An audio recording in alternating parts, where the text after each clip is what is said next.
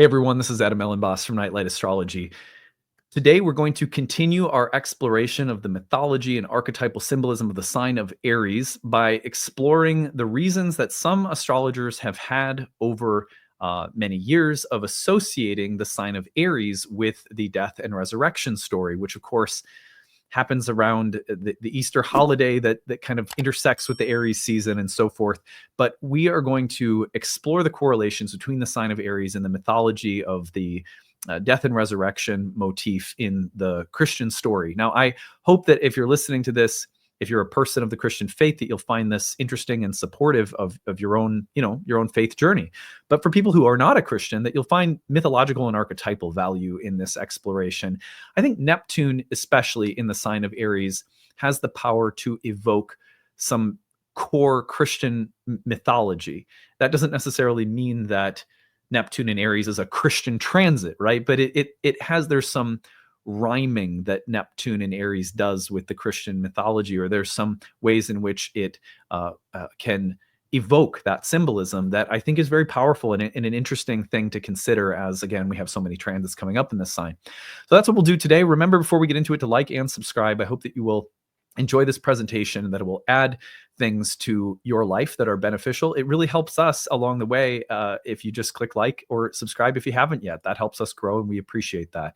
You can find transcripts of any of these daily talks on my website, which is nightlightastrology.com. I'm going to take you over to the website right now to briefly promote our year 1 program, which begins June 22nd. It is coming up here and it is enrollment time. So if you would like to enroll and come study with us in our year 1 program in ancient Hellenistic astrology, check on the courses there. If you are absolutely brand spanking new, you don't know anything, you might want to start our Astrology for Beginners program, which is about 10 hours worth of recorded content that you can start with. But if you have a little bit of a background already, you're free to dive into our first year course that begins on June 22nd. 30 courses on the year. They're all about 2 to 3 hours long. They're held by live webinar. Everything's recorded. If you can't attend live, you can, follow along at your own pace. In between major sections of study, we have breakout study sessions led by tutors. We have an interactive group forum discussion staffed with tutors, tons of bonus material, lots of good content for you. Whether you're seeking to become a professional astrologer or this is something you're doing just to deepen your own spiritual life, people from all walks of life take our classes, and we have a great community that is really a part of the learning process itself.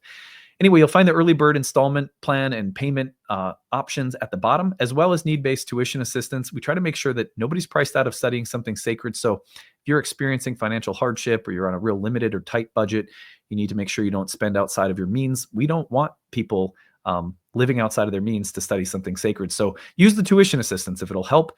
That's why it's there. It's a big part of our mission as a company. So anyway, now on to just a little reminder. If you don't, I'm sure most of you don't need one, but let's pull up the real-time clock and just refresh on why we are going to talk about Aries yet again. I like to do kind of a deep focus series of meditations on the archetypes of a sign when an outer planet is entering a sign. You who follow my channel know that I did this for Aquarius. I'll be doing this for Gemini later when Uranus is approaching in June. I did this for Taurus when Uranus entered Taurus. So this is what we do. We try to. It's almost like a kind of ritual or a prayer or a meditation to start opening ourselves to the new sign. Neptune has entered Aries just recently. Aside from a little retrograde dip back into Pisces, it's going to spend the next 14 years in the sign of Aries. Saturn's about to enter Aries at the end of May. We had a solar eclipse in Aries. Of course, Venus and Mercury both just turned retrograde in the sign of Aries. So there's been a lot to unpack in this temple of the zodiac. So we're going to continue that today by considering this kind of outlandish, admittedly, it's sort of a clickbait title, right? This is like, was Jesus in Aries? Well, I don't know. Let's just get that out of the way. I have no clue. But why do people think that he might have been? There is a significant community within the astrological world. There's a significant group of people, I should say, who tend to believe that Jesus was not, a Capricorn born on the winter solstice, but rather probably born sun sign anyway in Aries.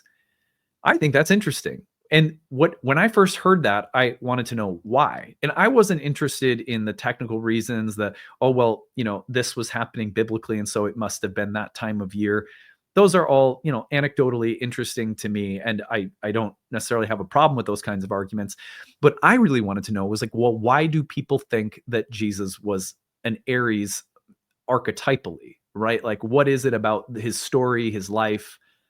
Whether you believe historical Jesus was the Messiah or not, or you're a Christian or not, I don't care. Just from the standpoint of, the story, like why would people associate this figure, mythic or literal, with the sign of Aries? I want to know why. So that's what began my exploration of this question over the years. This is something I presented before on my channel many years. It's been many years since I have presented this, but what I'm going to do to give us some context for this, and then I have 5 particular themes that Neptune in Aries will bring up that resonate with the Christ mythos. And I'm going to go into those after I set the stage with a little context from Liz Green. So what I want to do first is there's a chapter, and I mentioned this recently. There's a book called The Astrology of Fate by Liz Green, one of my favorite books of all time. I've read everything that Liz Green has written as far as I know. She's a treasure. And not that I necessarily, I have my own differences of opinion with just about every author that you read enough of. Some things you take, some things you don't. But she has, in this book, The Astrology of Fate, which is fantastic, she has a chapter called Myth and the Zodiac. In this chapter, she breaks down some of the mythological and archetypal significations of each of the 12 signs. She starts with Aries, and I want to read you a certain portion of this chapter to set the stage. So it's story hour, and if you don't like being read to, you can just click away. But anyway, here it goes. The story, and she's going to start by telling us about the story of Jason and the Golden Fleece. Then she's going to relate this to the sign of Aries, and then I'm going to build a bridge from that to the Christ mythos. The story of Jason is relevant to our exploration into the pattern of development inherent in Aries.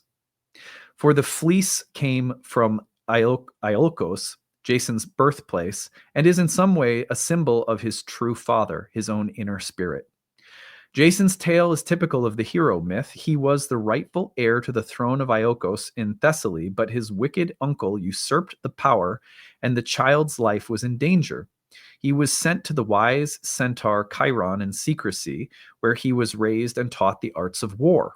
The kingly inheritance usurped and the endangered infancy are, as Campbell points out in his work on the hero myth, archetypal patterns which appear in every hero's story.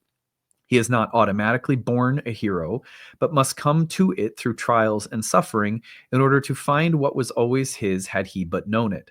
Jason must contend in his quest with 2 destructive males, 2 kings, and here we are presented with the archetypal struggle with the terrible father. In Newman's work, The Origins and History of Consciousness, he writes about the fathers as the representatives of law and order. Now remember, in the sign of Aries, what have we talked about? We've talked about the sun being exalted here, and as the sun is exalted here, it is the emblem of law and order that kings are ideally supposed to embody, but frequently fail to embody, because who can be an ideal when you're a human, right? But that is the ideal relationship between the sun and the king as an embodiment of coherence and law cosmically. He writes about the fathers as representatives of law and order, handing down the highest values of civilization. They embody the world of collective values, which manifest themselves in the psychic structure as conscience. The hero must thus become a breaker of the old law, because he is the enemy of the old ruling system and the existing court of conscience. So he necessarily comes into conflict with the fathers and their personal spokesmen, who in the story of Jason are first the wicked uncle Peleus and second the sorcerer king Aeetes. Quote, the wicked king or personal father figure representing the old ruling system sends the hero forth to fight the monster, sphinx, witches, giants, wild beasts, etc., hoping that it will prove his undoing. With the help of his divine father, however, which is something like the higher self within us, the hero succeeds in vanquishing the monster. His higher nature and noble birth are victorious and are themselves proven in the victory. The ruin wished upon him by the negative father redounds to his glory and to the negative father's own ruin. Thus, the old king's expulsion of the son, the hero's fight, and the killing of the father hang together in a meaningful way. They form a necessary canon of events which, in symbol and in fact, are presupposed by the very existence of the hero, who, as the bringer of the new, has to destroy the old.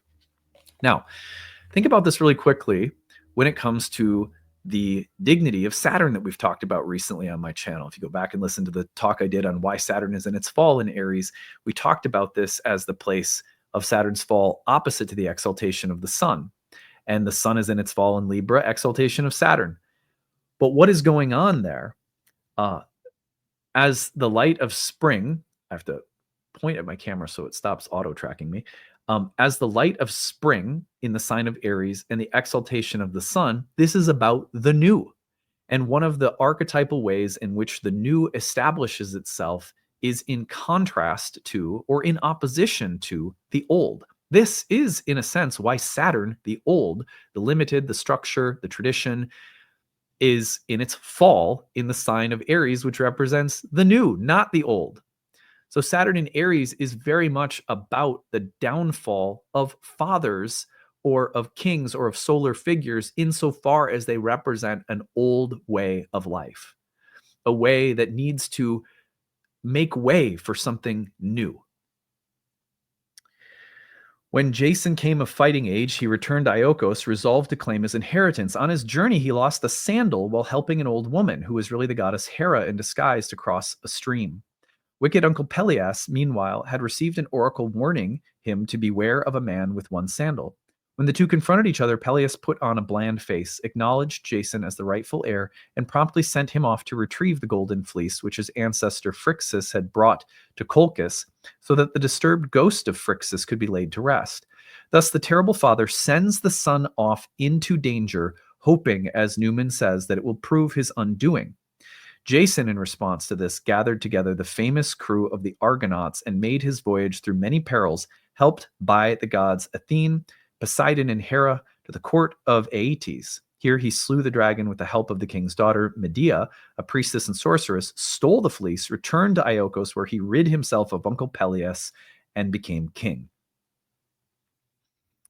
Let me pause here to say, one very interesting way in which she mentions that one of the ways that the king will have of trying to avoid the son or the young person pushing them out of power, or that they'll try to resist the new and cling to the old, will be to try to send the send the son off on a dangerous mission. And the mission, they'll, in the hopes that the mission will kill them, and that there is an unconscious way in which the king is hoping that the son will die. Interesting to note, Saturn was in the sign of Aries in the late 1960s, as many of the most critical developments in the Vietnam War were taking place. And I'm not like an expert on the Vietnam War or that period of history, but a key feature of that period of history was the feeling that the old man in the form of the government was sending its young men off to die at the very time in which many young people in the 1960s were insisting that something new take the place of something old. It is not surprising during such a period of political and social upheaval, and a demand for a new culture, a demand for a new way of being is coming forth, that there will be a way in which the old will try to send the young off to die. I'm just making that, it's a simple observation about the late 1960s when Saturn was last in Aries that follows the archetypal themes that we're looking at here. The impulse to launch oneself into dangerous situations in order to prove one's manhood is characteristic of Aries, and although it may sound strange at first, characteristic of the Aries woman as well. For this terrible father is not limited to men, nor is the quest for the true creative father within. So it's important to note that when we're using this father-son terminology, it's archetypal and psychic, which means that it is not literally tied to gender, right? That's important. The fleece itself, the emblem of this inner and individual set of spiritual values, seems, as we have seen, to be the theriomorphic or animal representation of the hidden god. King Aeetes, who is its guardian, is a cut above Peleus in that he is semi-divine and a sorcerer. He is the archetypal terrible father, where Peleus is the personal one. That this is a fate rather than a mere imaginative exercise is suggested to me by the number of Aryan people I have met. This is her speaking as an astrological counselor, who have been driven out into life suffering from problems with tyrannical or restrictive and destructive personal father. This father has often emasculated his son, or has been overly critical and suppressive of the son's natural inheritance, or has blocked the son from any independent creative expression. Now remember, it doesn't have to be literal gender, son, daughter. A similar situation often seems to occur in the lives of Aryan women. The father is no less dominant or restrictive, and the husband, who is unconsciously chosen because he's like the father and a necessary character in the myth, takes over the role of refusing permission for an independent life. These things are greatly amplified when Saturn is in Aries, because the tension between the old and the new is amplified when Saturn is in Aries. This pattern is not pathological, it is mythic, and is on some level the image of Aries' necessity. Here, father stands as both obstacle and the means of growth. So when we were talking about the kinds of the kinds of confrontations and power struggles that are necessitated in the sign of Aries for the sake of spiritual and personal individuation, this is what she's talking about. This pattern is not pathological, it is mythic, and is on some level the image of Aries' necessity, the fate of this sign. Here, father stands as both the obstacle and as the means of growth. And what she's talking about is the father as the old, the father as the carrier of what came before, and of what you both have to acknowledge, face, oppose, resist, and individuate through. These are themes that come in the sign of Aries by the pairing of the sun exalted and Mars as the ruler, confrontations and war and battle and oppositional tensions and struggle with ruling systems, psychic systems of rule in our own minds, in our own lives, and socially. Jason managed to find his fleece and bring it home again through the agency of a woman. This is also characteristic of the hero myth, for the woman is the anima, the unconscious itself in the guise of the helper and bride who finds solutions where the individual ego can find none.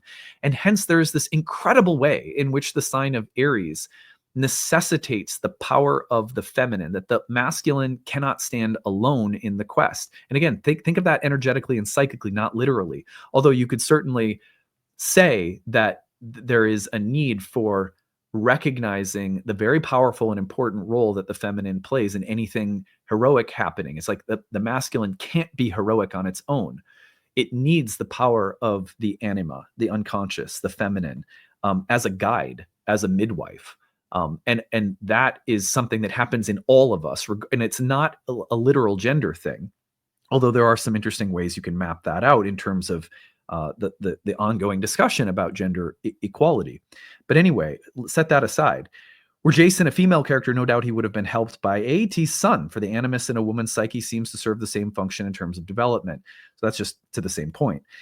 In fact, more than one woman assisted Jason, for although the Argonauts comprised a boatload of male warriors, it was the goddess Hera, grateful for Jason's earlier service to her, who got him out of the nasty messes he encountered. She goes on about this for a while, and it's very fascinating. I'm going to skip past to another point. So at the end, after this, after he is victorious over everything, Jason plummeted steadily downhill, aging and impotent, and was finally killed by a blow on the head from a fallen timber broken from his own rotting ship. The point here is really special. I'm not suggesting that the ignominious, I can't read that word, the difficult end of Jason is necessarily the fate of Aries. But his problem certainly is. It is ironic and true to the subtle, tragic, comic nuances of myth that the young hero who battles with the old terrible father to inaugurate a new order should repudiate his own inner feminine self in order to court the very collective power which he had previously undergone his quest to fight. The mysterious identity between the hero and his enemy is here implied, for Jason, by the end of his story, has become himself the terrible father, and the nemesis which dogs him is that his own children are killed. On an inner level, perhaps this sad ending to a glorious tale is a necessary passage for Aries before a new cycle begins and a new quest arises for a new fleece. A great deal may be destroyed before Aries rises out of his disintegration to pursue another challenge. Aries' father or mother, rather than a son or daughter suffering at the hands of a domineering father, may discover that the myth is the same, but the roles have changed, and his own children rebel against his latter-day tyranny. So I'll stop there. Remember, I was talking about these power struggles, and one thing that's consistent with the sign of Aries is that when we struggle to overcome an old order or to individuate and become different from our parents, even if they aren't the darkest characters, we still have to go through that. When we have to free ourselves from the clutches of an angry sky god that doesn't work for us, that doesn't acknowledge and honor the relevance and dignity of our own personal experience, sovereignty, divinity, and participatory agency in life. And we have to wrestle the sanctity of our own soul from a shadow god. You know, that's a process of spiritual and religious individuation that many people go through. And yet, when we wrestle back that light into our own possession, we can become possessed by it, which is to say we can become the thing that we oppose. We can become a tyrannical sky god. We can become an angry, we're confident, maybe we feel individuated, but we can come to resemble the very thing we opposed and resisted. That's a powerful lesson in this sign, and Saturn in Aries greatly amplifies that lesson because it is in its fall in this sign. And the old doesn't go down easy, and the new often comes to be more Saturnian than it even realizes. That this is, you look back to the previous era that Pluto was in Aquarius, where it is again. And in like the French Revolution, some of the revolutionaries became tyrants very quickly. It's a temptation that we face to become empowered while resisting the urge to identify with the power that we're receiving, you know, to not become a vengeful person, a bitter, spiteful person toward who and what we resist or oppose. That is the mission. You resist, you individuate, you bring in the new, but you can't become a dick. You just can't become a jerk. So anyway, now there are some really meaningful connections with the Christ story. Again, take this mythologically, take it archetypally. Doesn't matter to me if you're a Christian or not. I'm not trying to convince anyone of anything on the level of your own personal faith. Number one, in that story that she shares with us, she says that there is an archetypal struggle against the father from the son. What does that mean? Like what, and remember when she describes it archetypally, she says that in our own soul, there is the presence of a psychic father figure, cosmically, personally, and that father figure represents the thing that was established before we arrived on the scene as the son, as the new birth, as the new life, manifesting in a new body in this lifetime, right? So there's a way in which we are set up to oppose that old order, and it provides the means by which we inhabit an individuality that is authentic to us. So it's very natural psychically. This is just as simple as kids rebelling against their parents because they have to in order to individuate. So parents don't take it too personally, but make sure that their rebellion doesn't throw their car off the road. You know what I mean? So it is somehow necessary that the son and father have this polarity, that there is a process of polarization between the two of them that serves the journey of individuation, the individual hero's journey that we all take in life, that is it is the symbol of the sun, the symbolic, one of the great symbolic meanings of the sun, individuation, finding your purpose, following a path. So one of the things that can happen in this sign is that in resistance to when the established order sees the new coming up, they feel threatened by it because they are not able on some level to accept death. to accept the natural process of change and evolution. So the old will resist the new. In some ways, it has to. In some ways, it's necessary in the metaphysics of the universe that the old resists the new, because it provides the means by which the new can become strong and establish itself. But then there's also a level at which the old will try to actively suppress the new or even try to kill it. And so in this Christian mythology, we have an exploration of that dynamic that is flipped on its head in a very beautiful way. I think, as someone who embraces this mythos as a core part of my own spiritual path, even though I don't identify as a Christian necessarily, but I was raised a preacher's kid, so it's a deep part of my own psyche. In the story of Christ, you have Christ as the Son of the Father, God the Son. So they're archetypally constellating in this dynamic. Now, on one level, the Father has sent the Son on a mission that will lead to the Son's death, right? So it's just like that theme that we brought up. However, what the Father says is, in this case, the story, just as basically as I can outline it, the Father says, yes, I'm going to kill you, but not as a way of preventing the new and feeling threatened by it, but instead as a way of joining and marrying above and below, Father and Son, old and new.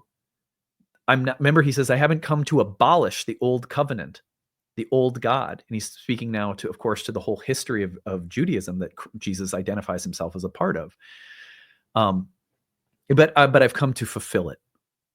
Right? So there's a way in which the subsequent resurrection of Christ comes in the story, just again, mythologically speaking, whatever we may think did or did not happen historically, if Jesus did or didn't resurrect, right? But symbolically, the resurrection of Jesus is, he says, I'm going to kill you, but then I'm going to raise you up.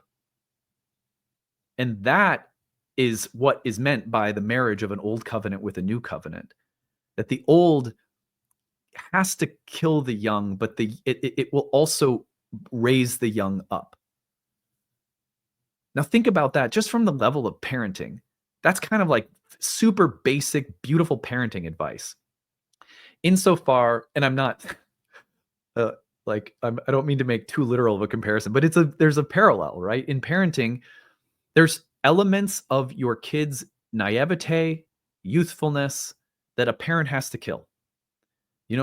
I've seen it in the process of, my wife having to set boundaries at bedtime with the kids, and in so doing, it feels kind of like it feels a little bit like a death that you're provoking in them. But because you provoke that death, right, you're raising them up into self-sufficiency. And so in a very basic way, the Father not just killing the Son, but killing the Son and raising him from the dead. That process that then unites the Father and Son, that in a communion, an old and a new, an old covenant, a new covenant, completing something. That is ideally how the new and the old should work together. There is a dance that's there. This is the sign of Aries. The sign of Aries is about youthful, immature, childish, selfish things that have to die in us because they encounter a more mature way of life. But then there's a simultaneous way in which if we are willing to go on that journey, that adventure, where we have to do a little dying and a little growing and a little, ridding ourselves of some kind of arrogance or self-centeredness that's part of the process, we will be lifted up. And the new within us, the spirit, will inherit something that we are then tasked to carry. That's the ideal process, right? Because otherwise what happens is, the Father kills the Son because the Father is afraid of the power of the Son, or the Son, takes revenge on the Father, but then becomes like the Father.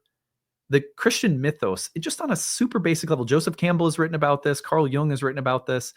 So I'm not the first to say it. I don't consider myself any contributing anything like super unique here, but it's just very basic that when the Father kills the Son, but lifts the Son up, and the resurrection is a part of that story, that is the ideal dynamic between old and new, parent and child, that the sign of Aries is going to constellate for us. It's very resonant with the Christian mythos. So the second part of my list here, 5 ways in which this Neptune and Aries experience will be Christian-like, is insofar as the Son redeems the Father.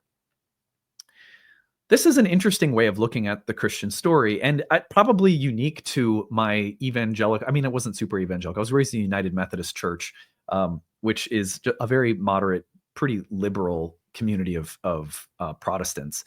But anyway, one of the ways that, of course, the Christian story is spun, and I'm not saying this is always necessarily with good intentions, right? But one of the ways that you'll hear the Christian story spun if you grow up in a Protestant church is that this old way of doing things was like eye for eye, tooth for tooth. It was just this vengeful Old Testament God, I don't think that's necessarily fair. I have had many really thoughtful, beautiful Jewish friends in my life, and I've learned, that's not necessarily the truth. So anyway, but the Christian way of spinning things will be, that Jesus, as an embodiment of God that does things in a different way, is in some ways redeeming and healing the karma of the Father God image that had prevailed up until that point. Now, again, that's a very that's a messaging that, I don't think there's more to it than that. But that's one way that the Christian story has been told over and over again. Now, regardless of, again, how literally we take that, the archetype is important. There is a way in which the old is redeemed by the new. I mean, how simple is it, right? We carry the weight of trying to improve upon the ancestral karma of our parents, of our father, of the old way of doing things. We try to make it just a little bit better. And in this way, we bring healing and we sanctify and redeem the old. So it's not just about replacing the old because the old is a tyrant. It's about healing the old, illuminating and continuing the journey of illumination and healing. And it's interesting to me that the sign of Aries carries so much potential for illumination and healing, because a lot of the times we think about this sign as a sign of war. But if you think of Jesus as an Aries who brought light, and Liz Green makes a point in another part of that chapter about the light-bearing quality of Aries, that we don't think about it as the exaltation of the sun and a place of great illumination. When someone young and charismatic comes along, there are many elders who celebrate the newness, who celebrate progress, who celebrate, you're bringing something that's better than where we got you to, and thank God. And hopefully someone will follow you who will do the same, because we don't fear, and we don't fear that we're getting outgrown, because we see ourselves as connected to you. And so you came through us, you redeem us, you heal us, you take the torch forward. That's an Aries theme. Very, very powerful theme in Aries. Number 3, the son has to fight the father for right to the throne. Now, I think that there is at the beginning of the Jesus story is the attempt to assassinate Jesus by Herod, right? That's the gospel version of the story. So you have immediately and I mentioned this earlier, is the father has to kill the son, but there's a reverse to this, which is that the son has to escape the confines of the father, or the attempts by the father made upon the son's life. So there are there's a story of finding safe passage, or of evading or escaping someone that's trying to harm you. And that is an adventure that is implied by the sign of Aries. That's right out of the, it's right there at the beginning of the story of Jesus. That there will be someone who will try to take you out before you can realize it. Now that sort of like the father killing the son, but in this sense, it's about escaping the confines of someone or something that will try to limit you. Yeah, I mean, he's trying to kill him, and so you have to, like, you might have to deal with a murderous father. And in some ways, when you're reading the story of Jesus, you're like, my God, God's like going to murder his own son. It's like it's pretty epic. But and Herod tries to kill him at his birth. Doesn't even want him to be born. So um, there's this way in which you may have to evade or escape things that suppress or oppress, which is present at the beginning of Jesus's life. So anyway, it's just a slightly different nuanced take on the story that is also a big part of Aries. Saturn and Aries in particular, how many stories have I heard about oppressive marriages or oppressive fathers, or whatever the case might be? Someone grew up, I remember a story, I think I might have shared this one not too long ago. Someone who grew up in a military home, and then their dad died, and just like, sometimes it's the backdrop that seems like it's trying to squeeze the life out of you, and you have to escape it and find a different story. And you have to find those. It's like, there's a king trying to kill Jesus, and then there's these astrologers from the East coming to mark the birth of a special figure. And you have to find your way to the magi that bless your birth and escape the circumstances that would want to strip you of the inherent dignity of your birth. That's what I'm trying to get at there. Number 4, son has to carry the legacy of the father while also individuating. This is a tricky balance. And you find this all throughout the gospel story, where Jesus quotes the scriptures and said he has not come to destroy them or to usurp them or to make them irrelevant, but rather to fulfill them. Now, again, this is the Christian story. This is the Christian perspective. It's a mythos of its own. So don't, take it on that level if you prefer, nothing more. But the son carrying the legacy of the father is a lot like Jesus staying true to, he teaches and preaches in the temples of his ancestors. And yet his mission is to be a kind of revolutionary within the faith. Now, again, whether you accept that or not is absolutely not important to me. I believe the mythology is important. And so what does it mean to recognize and honor our ancestors, the old, the father, quote unquote, while carrying forth the mission of being our own person?